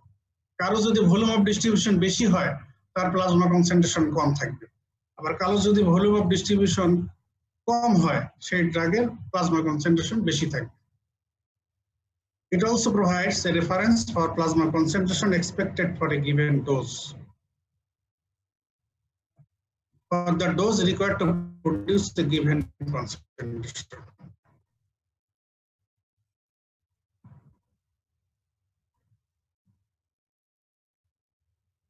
এই যে বলতেছিলাম যে কথাটা, relationship between volume of distribution and plasma concentration of drug. Less plasma concentration, প্লাজমাতে কনসেন্ট্রেশন কম পাওয়া যাচ্ছে একটা ড্রাগ অ্যাডমিনিস্ট্রেশন করার পরে, তার মানে এটা ম্যাক্সিমাম ডিস্ট্রিবিউট হয়ে গেছে, তার মানে মিন্স মোর ডিস্ট্রিবিউশন, তার মানে large or greater volume of distribution এই ড্রাগের। তাহলে less plasma concentration, more distribution, greater or large volume of distribution. Greater যদি ভাইস ভার্সা হয়, greater plasma concentration, that means less distribution of the drug, that means smaller volume of distribution of the drug. তার মানে low plasma concentration, large volume of distribution. Greater plasma concentration, smaller volume of distribution. আচ্ছা, এখানে একটা clinically important related কথা বলি, দেখি তোমরা কি শুনতেছো? জি স্যার। জি স্যার। আচ্ছা, জি স্যার। একটা ড্রাগের ভলিউম অফ ডিস্ট্রিবিউশন বেশি, তার মানে এই ড্রাগটা কোথায় বেশি বলো? প্লাজমাতে বেশি না টিস্যুতে ডিস্ট্রিবিউট হয়ে গেছে বেশি? টিস্যুতে ডিস্ট্রিবিউট হয়ে গেছে। টিস্যুতে বেশি হবে কম আছে না বেশি আছে? প্লাজমাতে প্লাজমাতে কম স্যার। প্লাজমাতে কম। আচ্ছা, আর একটা ড্রাগের ভলিউম অফ ডিস্ট্রিবিউশন কম, তাহলে এটা কোথায় কেমন আছে বলো? প্লাজমাতে প্লাজমাতে বেশি, বেশি টিস্যুতে আছে কম। স্যার, টিস্যুতে ভলিউম কম। অফ ডিস্ট্রিবিউশন কম মানে এটা প্লাজমাতে বেশি আছে, প্লাজমা কনসেন্ট্রেশন বেশি হবে, আচ্ছা টিস্যু লেভেলে কম আছে। এখন এই ধরনের ড্রাগ দিয়ে যদি ওভারডোজ হয়ে যায় আর পয়জনিং হয়ে যায়, একটা a drug with large volume of distribution and a drug with small volume of distribution, এই দুইটার মধ্যে কোনটার ক্ষেত্রে, আচ্ছা তোমরা পয়জনিং করছো না ফরেনসিক মেডিসিনে? জি স্যার। জি স্যার। হ্যাঁ, তো পয়জনিং এর ম্যানেজমেন্টের এক পর্যায়ে কিছু কিছু ক্ষেত্রে রেনাল ডায়ালাইসিস প্রয়োজন হয়, তাই না? জি স্যার। যখন দেখা যাচ্ছে যে জি ওই স্যার। পয়জন আর ওই টক্সিক ড্রাগটাকে রিমুভ করা আর্জেন্ট হয়ে গেছে, প্লাজমা থেকে রিমুভ করতে হবে, এক্ষেত্রে একটা অপশন আছে ডায়ালাইসিস। তো কোনটার ক্ষেত্রে ডায়ালাইসিস উইল বি ইফেক্টিভ আর কোনটার ক্ষেত্রে ডায়ালাইসিস উইল বি ইনএফেক্টিভ বলো দেখি? প্লাজমাতে বেশি থাকলে স্যার এটা ইফেক্টিভ বেশি। এস ভিডি স্যার তার এটার ভলিউম অফ ডিস্ট্রিবিউশন বেশি, এটার ক্ষেত্রে dialysis will be effective or not? No sir, effective. Volume of distribution যা Not, বেশি, sir. Not sir, not. Not effective. Dialysis is not so effective, কারণ ড্রাগ তো মেইনলি এগুলো আছে টিস্যু লেভেলে, ডিস্ট্রিবিউশন ডায়ালিসিস তো হলো ব্লাড ফিল্টার করে, প্লাজমা ফিল্টার করে, তাই না? তো প্লাজমাতে জি, তো আছে কম, টিস্যু লেভেলে আছে বেশি, এজন্য a drug with volume of distribution, large volume of distribution, if there is overdose of this drug, dialysis is not so effective. But if a drug with low volume of distribution or small volume of distribution, এটার ক্ষেত্রে dialysis effective. will be effective effective. হবে sir বেশি হলে। Mainly এটা প্লাজমাতে আছে, তাই না? তো কাজে এটা ভলিউম এর ক্ষেত্রে ডায়ালাইসিস will be effective.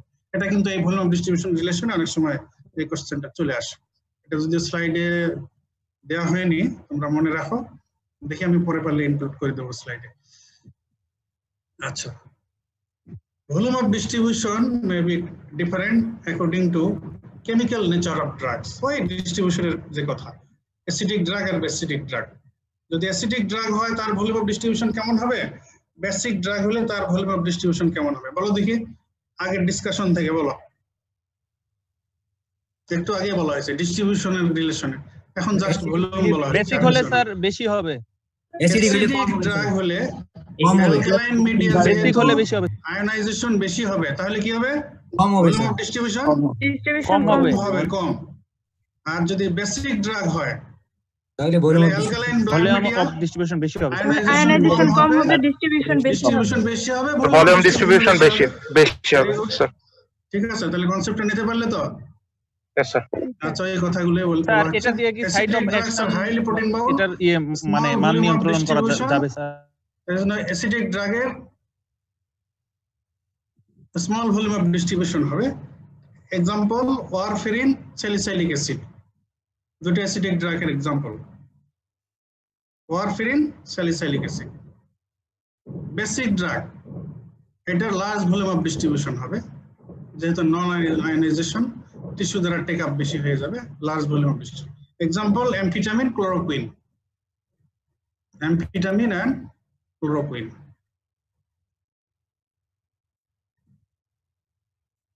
আজকে তোমাদের পার্টিসিপেন্ট কম কেন?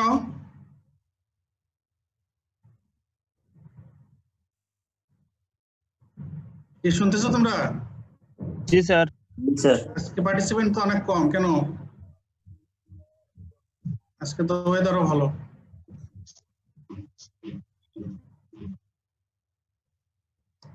আচ্ছা, এবারে আসো interpretation of volume of distribution. সবাই হয়তো ওটাও ভাবতে পারে, আর এই জন্য হতে পারে অনেকে ভুলেও। If volume of distribution approximates blood volume, যদি আমরা ক্যালকুলেশন করে কোন ড্রাগের ভলিউম অফ ডিস্ট্রিবিউশন পাই যে ব্লাড ভলিউমের সমান 5-6 লিটার, 5.6 লিটার, তাহলে আমরা কি মনে করব যে এটা মূলত ভাস্কুলার কম্পার্টমেন্টে কনফাইন্ড আছে, এটা ক্যাপিলারি মেমব্রেন ক্রস করতে পারে না maximum amount, so they remain in blood. Warfarin, heparin, they are highly protein bound. এগুলো হলো এর ইন্টারপ্রিটেশন। একটা ড্রাগের ভলিউম অফ ডিস্ট্রিবিউশন ব্লাড ভলিউমের সমান। এর ইন্টারপ্রিটেশন হচ্ছে যে drugs are mainly confined to vascular compartment. Maximum amount of the drugs cannot cross capillary membrane. এজন্য ব্লাডে আছে। They are highly protein bound, এই কারণে ব্লাডে থাকতে পারে। এক্সাম্পল হচ্ছে warfarin, heparin. Volume of distribution approximates ECF volume. যদি ECF ভলিউমের সমান ভলিউম অফ ডিস্ট্রিবিউশন হয়, তার মানে হলো এটা ECF এ থাকতেছে, তার মানে প্লাজমা এন্ড ইন্টারস্টিশিয়াল ফ্লুইড। তার মানে এটা হলো প্লাজমা থেকে ক্যাপিলারি মেমব্রেন ক্রস করতে পারছে, বাট ইন্টারস্টিশিয়াল ফ্লুইড থেকে টিস্যু সেল মেমব্রেন ক্রস করে এটা ইন্ট্রাসেলুলার লেভেলে যাইতে পারে না, যাওয়ার ক্যাপাসিটি তার নাই। তার মানে ক্যাপিলারি মেমব্রেন ক্রস করতে পারে, but tissue cell membrane cross করতে পারে না, এই কারণে এটা এক্সট্রাসেলুলারলি থাকতেছে, ECF এ থাকতেছে। Example aspirin, gentamicin. কোন ড্রাগের ভলিউম অফ ডিস্ট্রিবিউশন যদি টোটাল বডি ওয়াটারের সমান হয়, তার মানে আমরা মনে করব the drugs are highly lipid soluble, so they crosses all the membrane, capillary membrane, tissue cell membrane, সব মেমব্রেন ক্রস করে এক্সট্রাসেলুলার ফ্লুইড, ইন্টারসেলুলার ফ্লুইড সব জায়গায় এটা অ্যাভেলেবল হয়ে গেছে। তার মানে they are highly lipid soluble, so crosses all the membranes, all the barriers. Example phenytoin and ethanol. আচ্ছা, এখন বলো দেখি কোন ড্রাগের ভলিউম অফ ডিস্ট্রিবিউশন কি total body water, total body ফ্লুইডের চাইতেও বেশি হতে পারে? জি স্যার, হতে পারে স্যার। সেটার কারণ কি হতে পারে? স্যার ওই আমাদের যে সেল গুলো আছে, ওই সেলের ভিতরে মানে এত লিপিড সলিউবল যে সেলের ভিতরে যে জমা হয়ে যাইতে পারে স্যার। লিপিড সলিউবলের জন্য তো জমা হয় না, লিপিড সলিউবলের জন্য ক্রস করে, মানে সব মেমব্রেন ক্রস করে। হাইলি লিপিড সলিউবল একে capillary membrane, tissue cell membrane, organelle membrane সব ক্রস করে শেষ পর্যন্ত পৌঁছতে পারে। কিন্তু কি কারণে ইন্ট্রাসেলুলার প্রোটিন আছে স্যার বাইন্ড করার জন্য। টিস্যু সেল লেভেলে টিস্যু সেল প্রোটিন আর টিস্যু প্রোটিনের সাথে বাইন্ড করা বা কোনো টিস্যুতে কোনো ড্রাগের স্পেশাল অ্যাফিনিটি থাকতে পারে ওখানে থেকে যাওয়ার। তার মানে হলো যেসব ড্রাগ হিউজ অ্যামাউন্টে কোনো স্পেসিফিক টিস্যুতে কনসেন্ট্রেটেড হয়ে থাকে, তো সেই ড্রাগ ওই টিস্যুতে ইউজুয়াল কনসেন্ট্রেশন বা প্লাজমা কনসেন্ট্রেশন যেটা এর চাইতে অনেক বেশি কনসেন্ট্রেশন নিয়ে কিছু কিছু টিস্যুতে থেকে গেল, তো ওইসব ড্রাগের ভলিউম অফ ডিস্ট্রিবিউশন হবে more than the volume of total body fluid. তাহলে এই volume of distribution greater than total body water, এটার ইন্টারপ্রিটেশন হচ্ছে তার মানে দে আর হাইলি লিপিড সলিউবল, এই জন্য একেবারে শেষ পর্যন্ত চলে গেছে, সব মেমব্রেন ক্রস করে, they enter into all cells easily, also binds extensively to tissue protein, so they are accumulated in certain tissues and organs. তারা তো হাইলি লিপিড সলিউবল, এই জন্য চলে গেছে একদম সব মেমব্রেন ক্রস করে। আবার extensively binding to tissue proteins, so extensively accumulated in certain tissues and organs. তো এইসব ড্রাগের ভলিউম অফ ডিস্ট্রিবিউশন আমাদের বডি ফ্লুইড এর ভলিউমের চাইতেও বেশি হবে। ডিগক্সিন, ক্লোরোকুইন, এই ক্লোরোকুইনের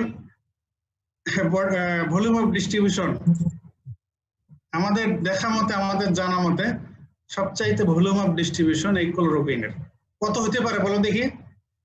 20,000 লিটার।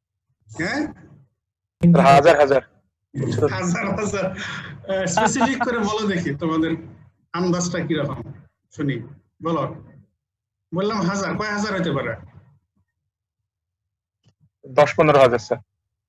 20,000 স্যার। তো যাক, তুমি মোটামুটি বলেই ফেলছো। আসলে ক্লোরোকুইনের ভলিউম অফ ডিস্ট্রিবিউশন হচ্ছে 13,000 লিটার। মাশাআল্লাহ। এই যে দেখো এখানে there are some volume of distribution of some important drugs. Heparin 5 liter, aspirin 11 liter, gentamicin 18 liter, pethidine 280 liter, digoxin 420 liter, and chloroquine 13,000 liter. এটা অনেক সময় অনেকে পরীক্ষায় জিজ্ঞেস করলে এত বেশি বলতে ভয় পায়, ভয় পাওয়ার কিছু নেই, এটা বইতে স্পষ্ট উল্লেখ করা আছে, আমিও বলে দিচ্ছি। ম্যাক্সিমাম আমাদের জানা মতে ম্যাক্সিমাম ভলিউম অফ ডিস্ট্রিবিউশন হচ্ছে ক্লোরোকুইনের 13,000 লিটার।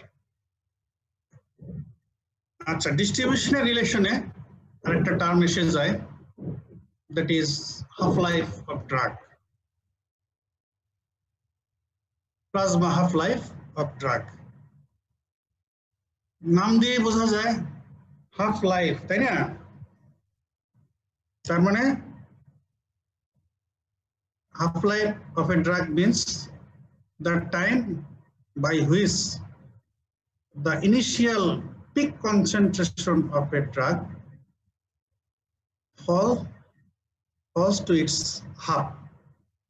একটা ড্রাগ অ্যাডমিনিস্ট্রেশনের পরে এই ড্রাগটার যে কনসেন্ট্রেশন অ্যাচিভ হয়, ম্যাক্সিমাম কনসেন্ট্রেশন, তো এক সময় এই পিক কনসেন্ট্রেশন অ্যাচিভ করার পরে এই ড্রাগের কনসেন্ট্রেশন আবার ফল করা শুরু করে। দুইটা কারণ, একটা হলো যে ড্রাগ ডিস্ট্রিবিউট হয়ে যায় টিস্যুতে, আর একটা হলো ড্রাগটা যখন এক্সক্রিশন হওয়া শুরু হয়ে যায়। এই দুই কারণে কনসেন্ট্রেশন ফল করতে থাকে, ফল করতে করতে হাফ। তো ইনিশিয়ালি যদি 100 মিলিগ্রাম হয় peak concentration, 100 milligram per millilitre, তো 50 মিলিগ্রাম পার মিলিলিটার আসতে যতক্ষণ টাইম লাগবে, this is half life of that drug. Half life of a drug, half life is the time it takes for the concentration of the drug in blood to fall to half, 100 milligram per liter। এখান থেকে কত সময় 50 milligram per litre কনসেন্ট্রেশনে চলে আসে, ফল করলো। This time, এখান থেকে এখানে আসতে যে টাইম লাগলো, this is half life. Generally, it is measured by the time to decline the plasma concentration of a drug from 50% to 50% from its peak plasma concentration. Peak থেকে হিসাব করা হয়, peak concentration হিসাব করার পরে ওটার হাফ হইতে যে টাইম লাগে, this is plasma half life। এখানে দেখো গ্রাফিক্যাল প্রেজেন্টেশন, এই যে একটা ড্রাগ অ্যাডমিনিস্ট্রেশন পরে ইনিশিয়াল পিক কনসেন্ট্রেশন ইজ 100, এখান থেকে ফল করতেছে, ফল করতে করতে 100 এর অর্ধেক 50, তাহলে এই যে এখানে আসতে যে সময়টা, বাই দ্য টাইম যে কতক্ষণ লাগলো, এই যে 0 থেকে শুরু এই পর্যন্ত আসতে 2 ঘন্টা, 2 আওয়ার্স। তো তার মানে 100 মিলিগ্রাম পার লিটার থেকে 50 মিলিগ্রাম পার লিটার এই কনসেন্ট্রেশন, পিক কনসেন্ট্রেশন হয়েছিল 100, এর হাফ হইতে 50 হইতে এদিকে টাইম লাগলো 2 আওয়ার্স। তাহলে এটি half of this drug or half life of this drug is 2 hours। তো এখন হলো 100% থেকে হাফ হয়ে হবে 50%। তো আমরা যদি হাফ লাইফ একের পর এক চিন্তা করতে থাকি, একটা ড্রাগ দেওয়ার পরে পিক প্লাজমা কনসেন্ট্রেশন হয়েছে, সেখান থেকে ওর যে হাফ লাইফ, সেই হাফ লাইফ পরে ওইটা হয়ে যাবে ওর 50%। এখান থেকে শুরু করলে এর 50% মানে হলে 25% ইনিশিয়াল শুরুর হইতে যাবে আরেকটা হাফ লাইফ, এখান থেকে আরেকটা হাফ লাইফ গেলে হয়ে যাবে 12.5%, আরেকটা হাফ লাইফ গেলে হয়ে যাবে 6.25%, আরেকটা হাফ লাইফ গেলে হয়ে যাবে 3.125%। মানে একটা হাফ লাইফ যাবে, আর আগের হাফ লাইফ এর পরে যে কনসেন্ট্রেশন ছিল এটা হাফ 50% হইতে থাকে, কমতে থাকে, কমতে কমতে কমতে এভাবে একের পর এক হাফ লাইফ যাচ্ছে। এবং এটা মনে করা হয় যে প্র্যাকটিক্যালি আর থেরাপিউটিক্যালি আর ক্লিনিক্যালি 5টা হাফ লাইফ যাওয়ার পরে একটা ড্রাগের যে কনসেন্ট্রেশন যত পার্সেন্ট প্লাজমাতে থাকে, যেমন এই যে 5 হাফ লাইফ গেলে 3.125% যে ড্রাগ থাকে, এতে যে ড্রাগের কনসেন্ট্রেশন থাকে, তো এইটাতে ওই ড্রাগের কোনো ইফেক্ট বডিতে, বায়োলজিক্যাল কোনো ইফেক্ট বডিতে থাকে না। তো সেই জন্য it is said that a drug will be eliminated completely after 5 half lives। 5টা হাফ লাইফের পরে যে সামান্য কিছু থাকে ওটা নেগলিজেবল, ওটা কোনো ফার্মাকোলজিক্যাল ইফেক্ট হবে এটা মনে করা হয় না, বা হয় না অ্যাকচুয়ালি। সেজন্য এটা একটা কোশ্চেন তোমাদের ভাইবার কোশ্চেন, যে একটা ড্রাগ বডি থেকে টোটাল এলিমিনেশন হইতে কয়টা হাফ লাইফ লাগে? Answer is 5 half lifes. Sir intravenously administration ড্রাগের ক্ষেত্রে আমরা এটা দেখলাম, কিন্তু স্যার ওরালে তো সাথে সাথেই পিক থাকে না, ওইখানে কি হাফ লাইফ কিভাবে নির্ণয় করে স্যার? ওরালি ক্ষেত্রে একটা ড্রাগ দিয়ে হাফ লাইফ কিভাবে হয়, একটা ড্রাগ দেওয়ার পরে ওরালি দিলেও তো এরকম পিক হবে, পিক হওয়ার পরে এটা ফল করতে থাকবে, ফল করতে করতে একসময় হাফে চলে আসবে না, ওটার হাফ লাইফ মেজার করা যাবে। তবে ওরাল ড্রাগ এর জন্য তো হাফ লাইফ জানা লাগে, তো যেগুলোর হাফ লাইফ যত শর্ট এগুলো ফ্রিকোয়েন্ট অ্যাডমিনিস্ট্রেশন করতে হয়, আর যেগুলোর হাফ লাইফ যত লং এগুলো ইন্টারভেল বেশি দিয়ে সেইভাবে ডিজাইন করা হয় ডোজিং শিডিউল। ইভেন যেসব ড্রাগের হাফ লাইফ ফিউ সেকেন্ডস, তাদের ক্ষেত্রে কিভাবে ড্রাগ দিতে হবে বলো দেখে? সাবলিঙ্গুয়াল, স্যালাইন নাকি continuously continuous intravenous Continuous. Infusion few saline seconds, sir. Infusion continuously দিতে হবে। এই জন্য কিছু ড্রাগ দেখো যে তোমরা ওয়ার্ডে দেখে থাকলে খেয়াল করবে, কিছু ড্রাগ কন্টিনিউয়াসলি ইনফিউশন দেওয়া হয়, আর কিছু ড্রাগ দেওয়া যাচ্ছে যে once daily, twice daily, thrice daily. এগুলো হলো half life. Half life, volume of distribution, অনেক কিছুই কনসিডারেশনের বিষয় আছে এখানে। হাফ লাইফও একটা ফ্যাক্টর আছে ডোজিং শিডিউল করার জন্য। আচ্ছা, যেটা বলতেছিলাম যে ওই 5টা হাফ লাইফের পরে যে কনসেন্ট্রেশন থাকে এটা ফার বিলো থেরাপিউটিক থ্রেশহোল্ড, এই জন্য এখানে তার কোনো ফার্মাকোলজিক্যাল ইফেক্ট থাকে না।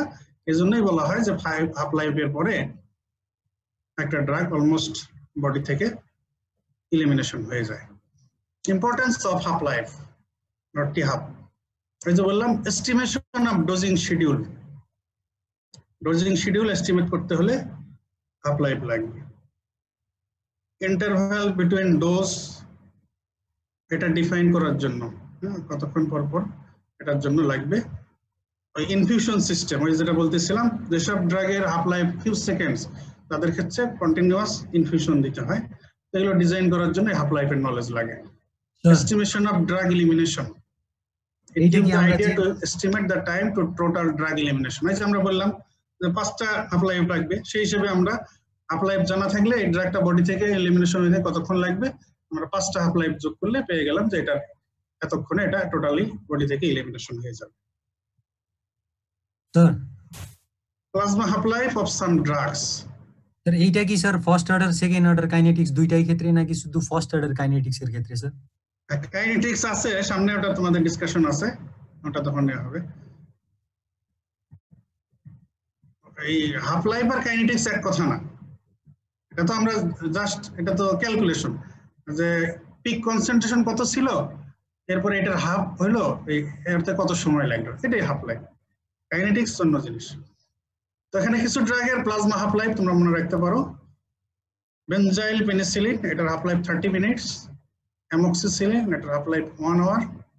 প্যারাসিটামলের হাফ লাইফ 2 আওয়ার্স। অ্যাটিনোললের হাফ লাইফ 7 আওয়ার্স। ডায়াজিপামের হাফ লাইফ 40 আওয়ার্স। ডায়াজিপামের হাফ লাইফ দেখো অনেক প্রলং, কিন্তু এই ডায়াজিপাম খেলে কিন্তু এটার অ্যাকশন অনেকক্ষণ থাকে, 40 আওয়ার্স। যদিও এটা বারবিচুরেট, তোমরা বারবিচুরেট পয়জনিং করছিলে ফরেনসিক মেডিসিনে? জি স্যার।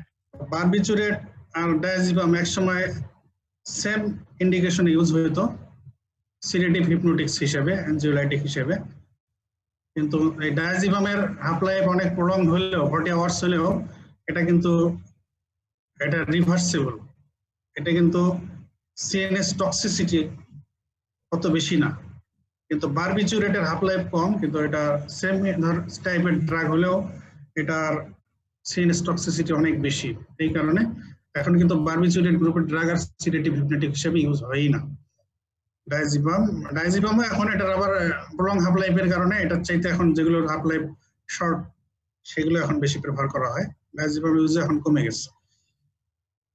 ঠিক আছে, তাহলে এইগুলো হাফ লাইফ। হাফ লাইফটা এটা মানে কত ইউনিটের মধ্যে হিসাব করা হয়েছে স্যার? হ্যাঁ বলো বলো কি মানে বলছো? কতটুকু পরিমাণের উপর এই হাফ লাইফটা নির্ধারিত হলো? কতটুকু পরিমাণ বলতে যে ড্রাগের যেরকম, যে ড্রাগ দেওয়ার পরে এটার পিক কনসেন্ট্রেশন যেরকম অ্যাচিভ হবে সেটার হাফ হবে যতক্ষণে, সেটাই তার হাফ লাইফ। এটা তো সব ড্রাগের জন্য সেম না।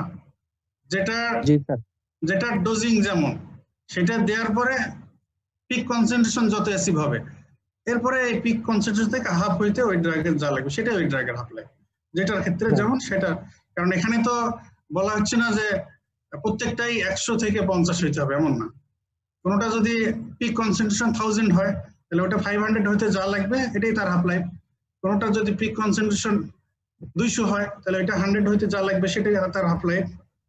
এটা হলো ইন্ডিভিজুয়ালাইজড। তাহলে today our discussion is almost finished. আমরা গতকালকের কন্টিনিউশনে বায়ো ইকুইভ্যালেন্স, থেরাপিউটিক ইকুইভ্যালেন্স থেকে শুরু করে এরপর আজকের ডিসকাশন ডিস্ট্রিবিউশন অফ ড্রাগ, কি জিনিস, ফ্যাক্টরস এফেক্টিং ডিস্ট্রিবিউশন, এরপরে ডিফারেন্ট ব্যারিয়ার্স, এগুলো আমরা ডিসকাস করলাম। ইম্পর্টেন্স অফ ভলিউম অফ ডিস্ট্রিবিউশনের definition, calculation, importance, interpretation of different volumes of distribution of drugs, এগুলো বললাম। Last of all half life, plasma half life of drugs কি, এটার importance কি, এটা কিভাবে মেজার করতে হয়, আর কিছু ড্রাগের ইয়ার বাসা তো কিছু না ঋতুর অবস্থা আর ঋতু মা কইছে না রুকিলে না করছে আপনার কিছু কোন লাগবো কিছু ড্রাগের প্লাজমা হাফ লাইফ এটা আমরা মেনশন করলাম, দেখাইলাম। ঠিক আছে, তাহলে আমরা ড্রাগ বডি ইন্টারঅ্যাকশন এটার কোন পার্টটা নিয়ে ডিসকাস করতেছি বলো দেখি। Drug body interaction. Drug body interaction মানে কি? ড্রাগ আমাদের বডিতে অ্যাডমিনিস্ট্রেশনের পরে এই ড্রাগ আমাদের বডির মধ্যে ইন্টারঅ্যাকশন হয় না? ইন্টারঅ্যাকশন হয় দুই ধরনের। একটা হলো যে বডি ড্রাগের উপরে কিছু ঘটায়, আর হলো আরেকটা ইন্টারঅ্যাকশন হলো ড্রাগ বডির উপরে কিছু ঘটায়। কোনটা কি? আমরা ফার্মাকোকাইনেটিক্স, যেটা ড্রাগ বডির উপরে মানে বডি যে ইফেক্টটা দেয় কালকে থেকে, সেটা হলো বডি ড্রাগকে নিয়ে যা ঘটায়, তাই না? তার মধ্যে ফার্স্ট ফেজ গতকাল ডিসকাস করা হয়েছে ড্রাগ অ্যাবজর্পশন, সেকেন্ড ফেজ আজকে ডিসকাস করা হলো ড্রাগ ডিস্ট্রিবিউশন, থার্ড ফেজ হচ্ছে ড্রাগ মেটাবলিজম আর drug biotransformation, and last phase of drug body interaction in action of body on drug, that is pharmacokinetics. এর last phase হচ্ছে drug excretion or elimination. ঠিক আছে, তাহলে আমরা আজকে ড্রাগ অ্যাবজর্পশনের পরে আজকে ড্রাগ ডিস্ট্রিবিউশন শেষ করে দিলাম। এখন বলো তোমাদের সোনিয়া ম্যাডাম তোমাদের আগামীকালকে কখন ক্লাস নেবেন বলছেন কি? স্যার এখন কিছু বলেন নাই স্যার। 12টায় স্যার, 12টায় বলছেন স্যার। আপনার সাথে বলবো নাকি স্যার? আপনার সাথে কথা বলে ম্যাডামের তো স্লাইড নাই, স্যার আপনার কাছে একটু চাইবে মনে হয়। না স্লাইড উনি যদি চাই দিয়ে দিতে পারে, কিন্তু সেটা তো তাহলে অফিস আওয়ারে চাওয়া লাগতো, রুমে গেলে তো ওখানে নেট পাওয়া যায় না, তোমার তো ইমেইল করা সম্ভব হবে না।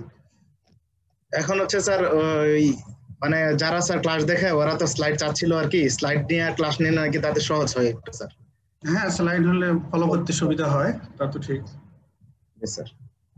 এই জন্য আর কি স্লাইড নিয়ে, আর ম্যাডাম আমাকে বলছিল যে আজকে জানাই দিবে রাত্রে ক্লাস। আচ্ছা তো ঠিক আছে, যদি উনি দিনের বেলা ক্লাস নেন 11টা বা 12টা, ঠিক আছে, তাহলে আর হয়তো আমি কালকে ক্লাস নেব না। আর কথার কথা তোমরা উনি যে টাইমে নেয় সেই টাইমে তোমরা ওনাকে টাইম দেবে, ঠিক আছে? জি স্যার। কথার কথা যদি উনি দিনের বেলা ক্লাস না নেন সেক্ষেত্রে আমি কালকে তোমাদের 11টায় ক্লাস নেব, যদি উনি না নেন। আচ্ছা বুঝতে পারছো? জি স্যার। তাহলে আমার সাথে যোগাযোগ করো, তাহলে উনি কিভাবে কি করবেন জানো, পরে আমার সাথে যোগাযোগ করো। আচ্ছা স্যার। Okay, thank you. তোমাদের এই যে অ্যাটেন্ডেন্স অনেক কমে গেছে, অ্যাটেন্ডেন্স কিন্তু এখন নেওয়া শুরু করেনি।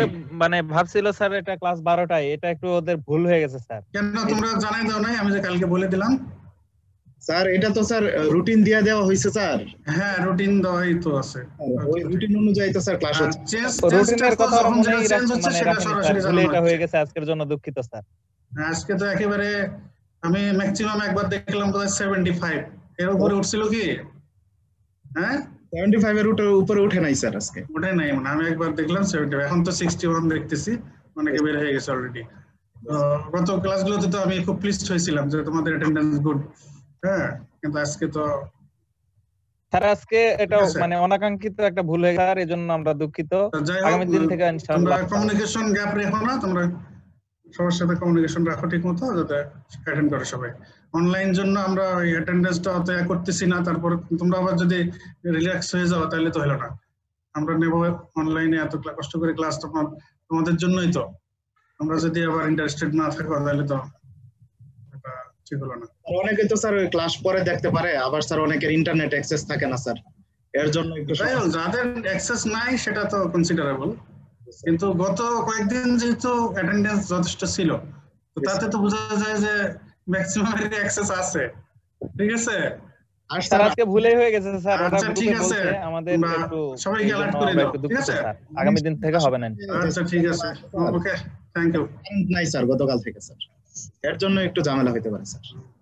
ঠিক আছে, তাহলে শেষ করে দেই। Thank you very much sir, ধন্যবাদ জি, স্যার। স্যার, আসসালামু আলাইকুম। ধন্যবাদ sir. Thank you sir. Okay. আসসালামু আলাইকুম।